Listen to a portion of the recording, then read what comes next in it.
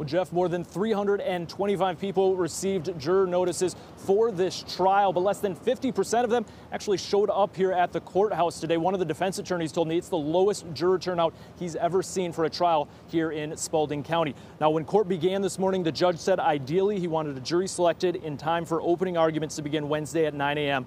But then he was informed only 127 people actually showed up for jury duty. The defendant, Frankie Gebhardt, remained silent during today's jury selection. Last year, we interviewed family of murder victim Timothy Coggins. His niece, she was in the courtroom this afternoon to listen to jury selection. If the court cannot find enough jurors and alternate jurors from those who showed up, the judge may be forced to take jurors from other cases in other courtrooms at the courthouse here or use other emergency options. But I'm astounded by the lack of response from most of these jurors. This is far less than a 50% turnout, which is unheard of. But we'll proceed as best we can.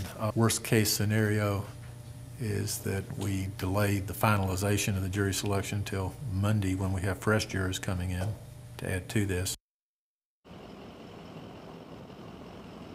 And the sheriff's office is trying to contact those jurors that failed to show up for jury duty today. I did learn in the last few minutes that 53 people, potential jurors, moved through today's questioning and will return tomorrow for more questioning. So there still is a chance they could find a jury for this trial from those that showed up, and then there would be no delays, but we won't know that answer until tomorrow. Jeff? Joe, I think a lot of people are watching this right now, and they are trying to understand why this took so long to prosecute. Well, Jeff, the simple answer is this: a lack of evidence. This became a cold case over the years until last year. People came forward to the GBI with new evidence, and new witness questioning led to charges against Gebhardt and a second defendant, Bill Moore Sr. He will be tried on murder charges in his own trial, potentially later this year. Jeff?